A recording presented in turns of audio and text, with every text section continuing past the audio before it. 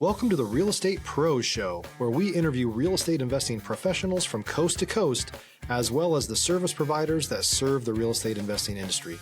Our goal is simple: share what's working now to help you improve and scale your business to the next level and meet the pros that can help you get there. Real Estate Pros is powered by Investor Fuel, America's leader in helping real estate investors and professionals build the business you need to live the life you've always dreamed of. Let's start today's show.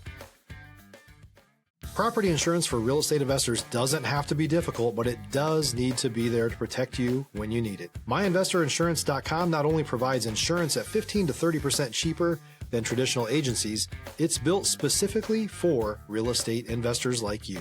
You can set up an account in about 2 minutes, get quotes on properties, turn on and turn off insurance for your fix and flip or rental properties in around 2 minutes without having to talk to anyone directly, all through our portal. There's no better way or faster way to make sure you've got the coverage you need to protect you, and no more lengthy policies either. Once you're set up, you're billed monthly and prorated by the day for however long your policy is active. It's powered by MSI, the third largest independent MGA, with 1.5 million customers and more than $1 billion in cumulative premiums written. Get set up today in about 2 minutes at myinvestorinsurance.com/fuel. All right. Hey guys, welcome back to the show. I'm your host, John Harcar, and today we're here with Michael Bedenbaugh. And what we're going to talk about is historic and older homes and why they're important and why they're a good investment. Guys, remember, here at Investor Fuel, we help real estate investors, service providers, really all real estate entrepreneurs, 2 to 5x your business. We do it by providing tools and resources to grow the business you want to grow, which in turn helps you live the life you've always dreamed of. Michael, welcome to our show.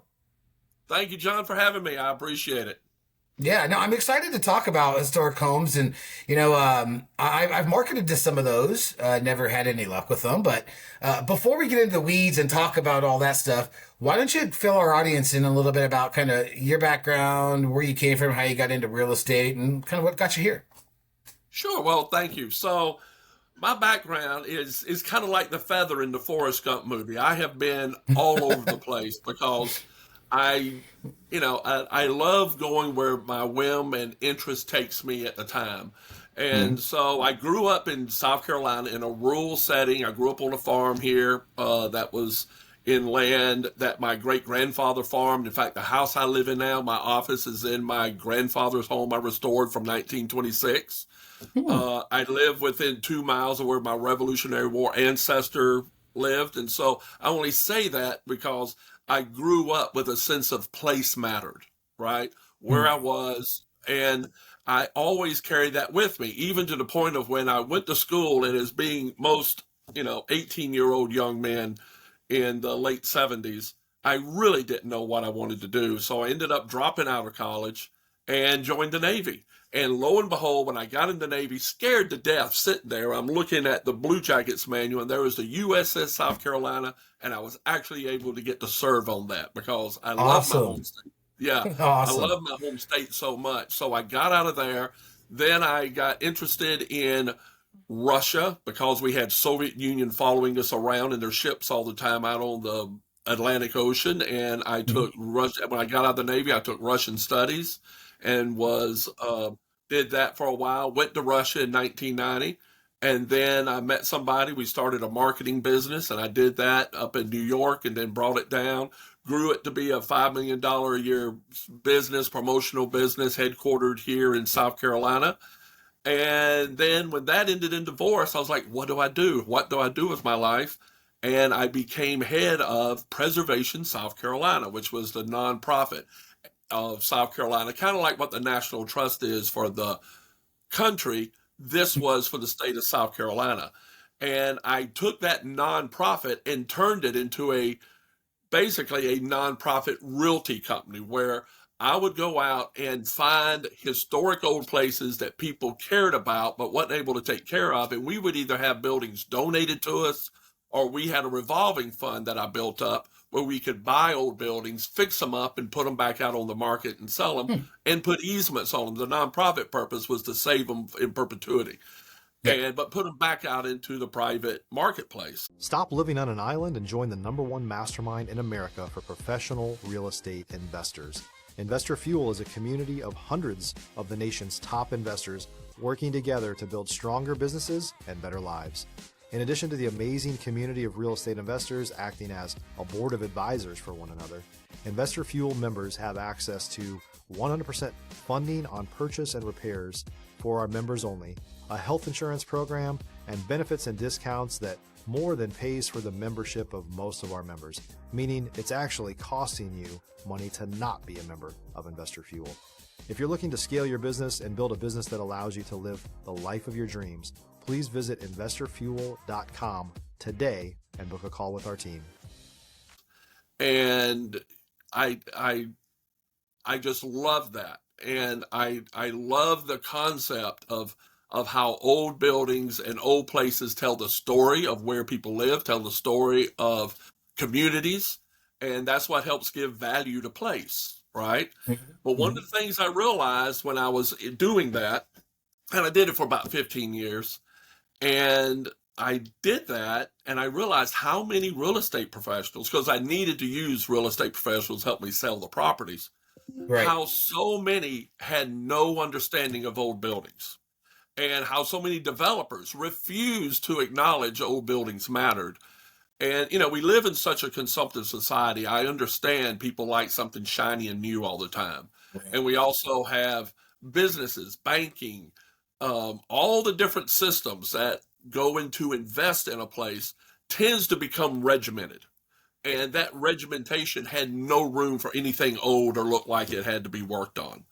And people's prejudices were too. I mean, every time I'd go to an old place in a community, an old house, the first thing people would come up with movies about haunted houses and how awful they were, and they're scary. And I said, no, they're a place where people loved, and the intention, you could tell people put loving intention in this place at one time, and that's what we want to attract and bring back. So, Right. long story short, after that, I retired from there. And I went into the real estate business. I got my real estate license, and this was only 3 years ago. I've only been doing actual real estate sales as an agent, as a realtor, for 3 years. I've been doing investing and stuff on my own for about 15. Right. And that's it. That's how I ended up being here. Okay. So from going from in the Navy, learning Russian, you did a marketing. What was your marketing company you had? Was that in real estate, or what type of marketing were you doing? No, I'm sorry. That was just promotional merchandise stuff. Okay. We did product placement. We did product promotion for the film industry and the record industry. So the movie Shrek, I did the 3-dimensional marketing for that, for cool. Universal Pictures. We had an office in LA and New York. Melissa, different artists, PM Dawn, and all these other folks we did marketing for. So that's what I did there. How did that translate you into getting into real estate, or where did that real estate interest, or even the older home stuff interest, come from? Well, I've always loved older homes. I mean, I went into that because I met a woman that became my wife, and she had just started a company, so I just started running it for her. Okay. It's really about, my life at least, is really about a creative approach to how to make anything work. Yeah. Right? How do you take, like in my marketing company, when we were approached about how to promote Shrek by DreamWorks, they came to us, and we had a month to come up with some sort of mirror that I could push a button and it would come up, mirror, mirror on the wall. And it'd be like the mirror that was in the Shrek movie. Mm-hmm. And I was able to engineer a pewter mirror and make it work and ship out 3,000 of them in a month. And so that type of problem solving is what I took to Preservation, South Carolina, to my true love of old buildings and old places. And I figured out how, an old Gullah cottage on Defusky Island, which is a bridgeless island where a lot of the Gullah people still live. And there was a tourist industry built there. We wanted to save the old Gullah cottages that told the story of these people. Right. And I came up with a system of how we can make them vacation rentals and use the funds to help pay the family to restore the building. If you're looking for consistent, high-quality leads, look no further than Investor Machine. Investor Machine isn't just another agency. It's the most sophisticated, data-driven lead generation company on the planet for real estate investors, and serves the role of being not just a lead generator for your business, but a marketing partner that is helping you achieve your goals along the way. Go to investormachine.com to learn more and schedule a call with our team today.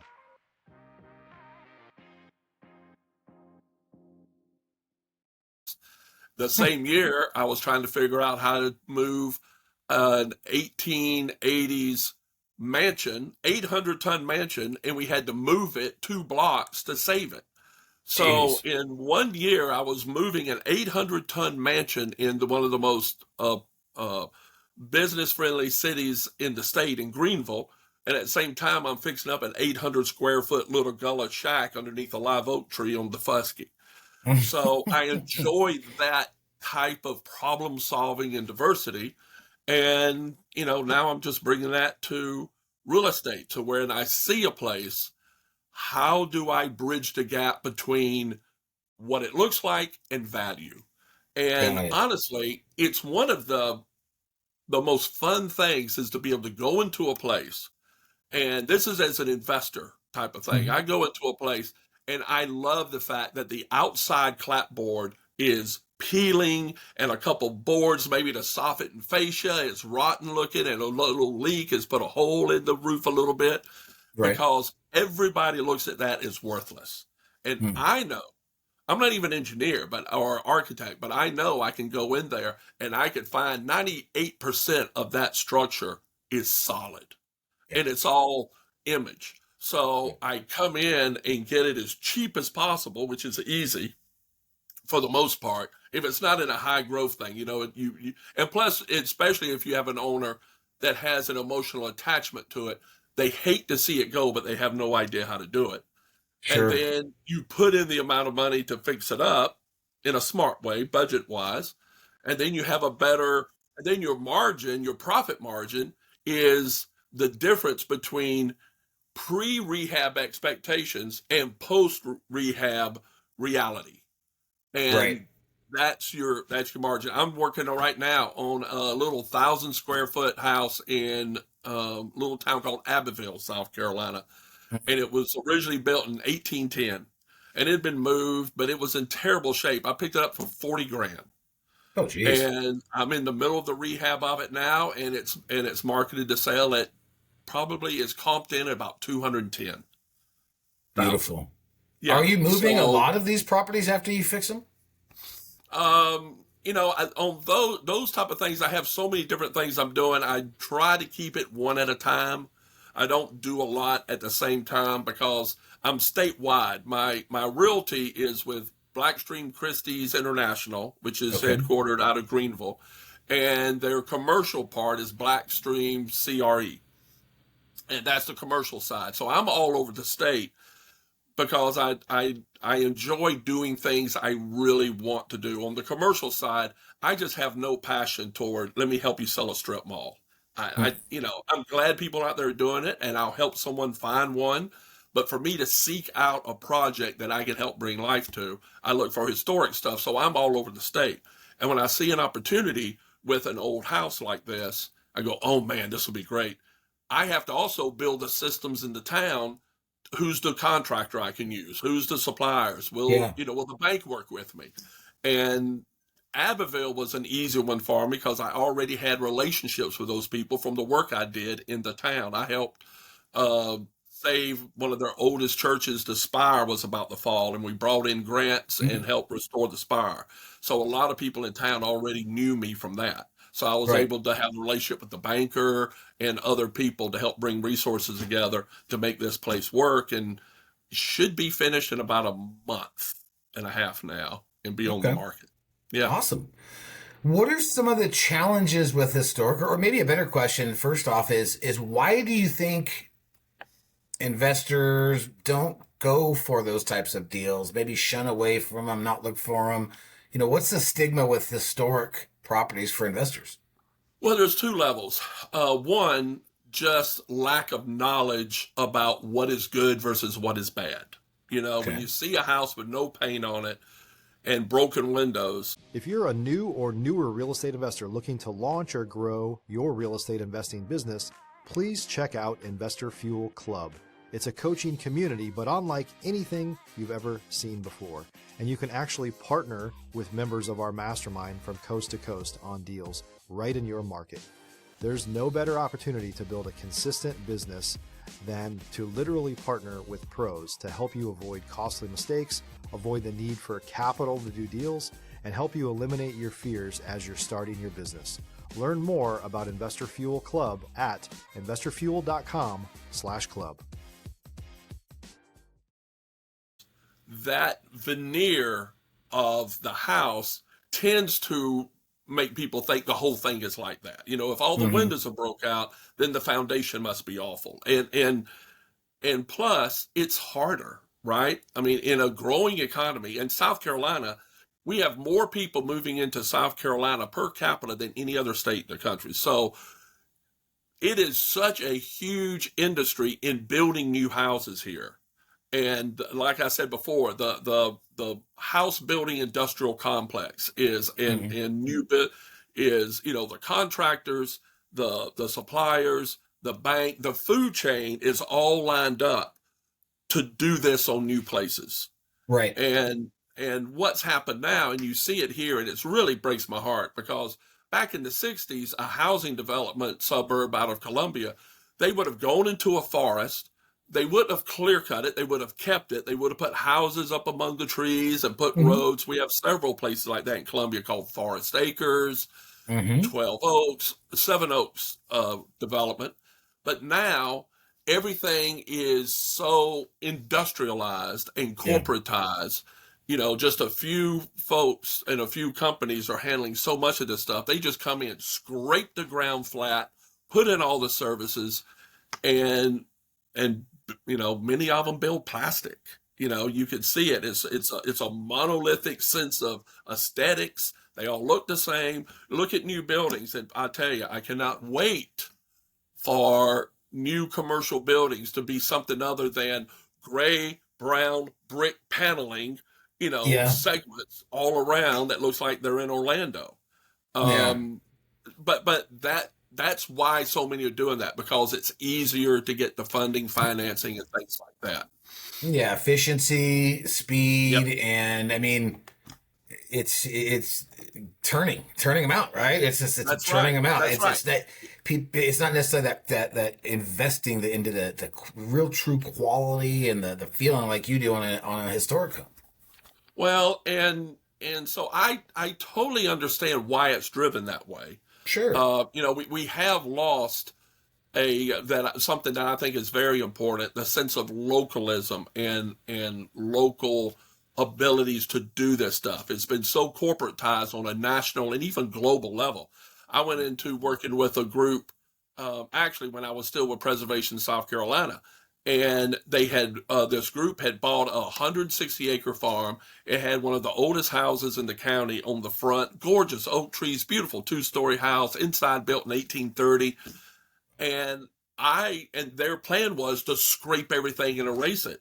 And I went to them because of the local preservation group, and the planning group in Greenville was wanting me to get to them and try to talk about, you can save it. I even helped them design their little footprint to where they can just have 2 lots and just leave the house there.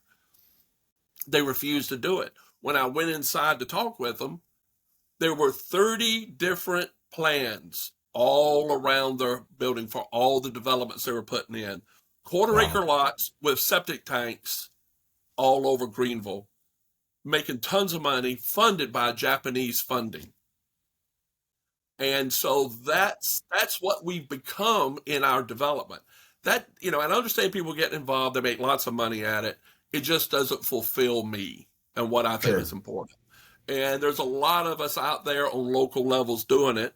And I just enjoy the space. It's nothing better than walking in and seeing a place where it'll be worth something. At one time, loving intention created this place. and then coming back on the other side after it's done and seeing a family cut the ribbon. Old houses are usually in the local level named, the Smith house, or even Yeah. in several generations, they'll call it the White Derrick house, from the two different families. Well, I love coming in and selling the White Derrick house to where it's now the White Derrick Works house, and you keep that sense of intention in place because place matters. Yeah. And I just love being in that space and doing it. And if I can make a buck at it, then all the better. If you love what you do, you're never working a day in your life. Yeah, that's it. Are there specific things that are so? Let's say I want to go and I have two houses, right? I have a stick built in 1978 or 82, whatever, but I have this historic house on the other side. Are there anything specific that someone would need to do for the historic house, maybe within the regulations within the county, any stuff like that, or with the city, versus, obviously I can just go in and flip this 80s house? That's it. Well, thank you for mentioning that. So here's the thing about historic stuff. There is no national regulation that keeps anybody from doing anything on an old house. The National Register for Historic Places has no regulatory capacity over anybody.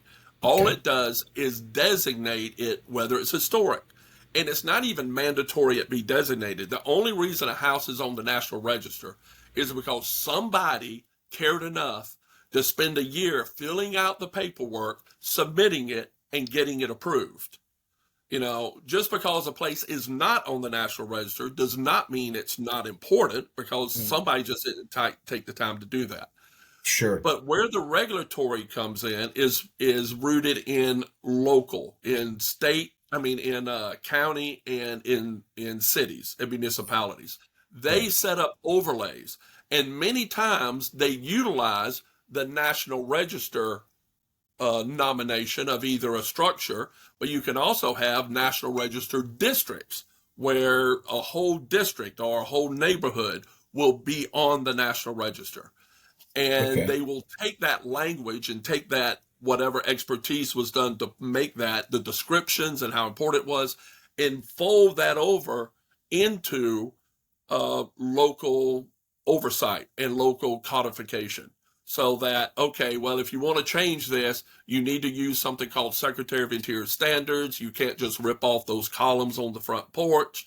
And one of the things we have here, overlays, people, when you have an old house and you think it needs big columns, because that's what an old house should look like, is big columns, and they rip up a beautiful 1840 one-story porch and put giant columns on it, because we call it terrorizing. when you take a house and try to make it look like Tara, because that's what old houses should look like. So to create a false story. So those sort of things are in place, but it's only local that does it. Now, here's another element of that. And there's incentives here where you have historic, state and federal historic tax credits. Different states have different elements of tax credits. There's a federal historic tax credit that will give you 20% of any of your rehab cost as a tax credit if it's approved and if it's done properly, that developers can choose to do, right? When I was here as head of Preservation South Carolina, I worked with Nikki Haley when she was our governor. And while I was sitting there at the podium with me, she signed what took us 3 years to get through the State House, the abandoned buildings tax credit, because we saw a problem with people and the public cost of development outside of tighter urbanized settings that made the cost of putting in the infrastructure so much more expensive than if you tried to keep it tighter. So we did a 25% tax credit of trying to look back into internal inner city buildings that have been empty for more than 5 years. We called it abandoned, but really it's just unused. Right. And I was able to get into the legislation. The whole thing doesn't have to be only 66 1/3%.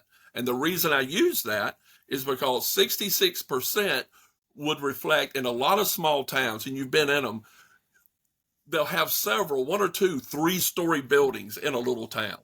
And Mm-hmm. there'll be a retail space working, but the upper 2 floors are empty. Right. So that was a way to try to attract the investment back to where people could put apartments up there and help attract that investment back in. And we showed through a study that for every dollar of tax credit put in place that was utilized, it created another $20 of economic output over 5 years in the state. So the benefits are there. Proof The is in the pudding. benefits are there. That's it. What makes a house or building historic? Like, how do you classify? Like, is there certain guidelines? It's got to be this age, this. Well, the bare minimum when you think of, is it eligible for the National Register? The first question is, it's got to be over 50 years old. Okay, that's kind of the technical stuff of that. But really, historic is in the eyes of the community, what's important to them. You know, when we were working, I mentioned earlier the old Gullah Cottage. That house was a little 800 square foot little shack underneath a live oak tree on Defusky Island. But it was historic because it was owned by Miss Frances Jones, who was a leader in that community, who helped teach all those people how to work. You know, a lot of these folks were illiterate. She would help them with their taxes. She was an icon in that community. If anybody here remembers the movie Conrack, where John Voight played Pat Conroy on teaching the Gullah children how to read on this island, it's called Conrack. His book was called Water is Wide. Pat Conroy replaced Frances Jones in the schoolhouse. So that was very important to that community, why that was historic. George Washington doesn't have to sleep in a place for it to be important. You know, it's just in the eyes of what resonates with the community and why do they think that's important. That's what matters. But technically, it can't go on the National Register at least until it's at least 50 years old. Man, this is fascinating. I'm a history buff. I love history, and I mean, something like this would be incredible. Let's say you have some investors here that do have maybe some historic properties in their town, and they are looking to maybe get into historic properties. I mean, what kind of advice or what type of resources do you think you might, offer up for them to be able to help in their transition or in their process? Well, look around. Here's the thing. When using these historic tax credits, because a lot of the larger buildings, say mills, when you have old textile mills, and a lot of people see in their communities them turned into apartments. Right. I can guarantee that was done with historic tax credits. And there's only a few group of developers who know how to do it. So learn the fact that people are making money at this. This has been my hardest thing to get to developers who develop normal modern buildings and want to get into this space. The first thing they say is, I don't like the government telling me what to do. I'm like, well, the government isn't telling you what to do. You're able to make money in a space due to the tax credits, and here's the guidelines you can do to make that money. So there tends to be a certain, especially nowadays, there tends to be more of an ideological bent to reject people telling us what to do. And especially in developers that risk millions of dollars, that is just a horrible concept for them. I understand that. But in this space, there's too many people making money, making it successful. You need to open up and go, oh, if they're doing it, how can I do that? Yeah. And there's room for it, man. It's incredible. Our abandoned building credit that we put in has been so successful in bringing back investment into these places. And the great thing is we can stack them. Okay. So a 20% tax credit federal, 25% state, 25% abandoned building. So in South Carolina, in the right circumstance, 70% of your investment into that building can be a tax credit. Now, if it's a $100 million project, a huge mill, $100 million project, you're looking at tax credits that could potentially add up to $70 million. Yeah. Now, most folks can't use that. I mean, as rich as everybody thinks developers are, they usually don't have that much money lying around to take a tax credit. Right. So they sell them, right? You get a huge corporation in South Carolina. One of the biggest ones is like insurance companies that have a lot of state and federal tax liability. They'll buy those credits for 65, 68 cents on the dollar. They're transferable. Right. And then what do you have? You have cash equity right at the beginning that you can then get it. That's how it works. And I love sharing this with folks. And it's an amazing thing. And it's developed so much. If you have an historic downtown with a lot of apartments and old mills, I guarantee you they use the tax credits to do it. This is fascinating, and I can tell you're passionate into it. If folks want to get in touch with you, if folks want to reach out and talk to you about historic properties or older properties, and and the best way to get those tax credits or talk about how do they reach out to you? How do they find you? Oh, well, I have my webpage, MikeBedenbaugh.com, and I can be reached at mike@MikeBedenbaugh.com. And I guess we can put something in the comments or something about. Yeah, I'll put everything in the show notes, all your contact information. Yeah, definitely. And thank you for coming on. And I appreciate you coming on and talking about this because, historic homes is something that is not talked about a lot. You taught me a whole bunch that I didn't know. I like those tax credits. That's what I would be into. But guys, I hope you enjoyed the show. I hope you guys found some value. I hope you pulled some nuggets out of there. Michael, thank you again, for coming on and sharing that with us. And guys, I hope you had a great show, and I'll see you on the next one. Cheers, John. Take care. Thanks for joining us for today's Real Estate Pros Show. You can learn more about the amazing benefits of the Investor Fuel Mastermind community, including surrounding yourself with hundreds of other rock stars, 100% financing for your deals, and members-only discounts from vendors you're likely already using that, as a member of Investor Fuel, will save you more than the cost of your membership. Visit investorfuel.com to learn more. If you're interested in joining us as a guest of this show, please visit investorfuel.com/pros to apply. You can also check the show notes for access to free resources, how to get access to world-class lead generation, and much more. Don't forget to subscribe so you never miss another episode. Have a great day. We'll see you on the next show.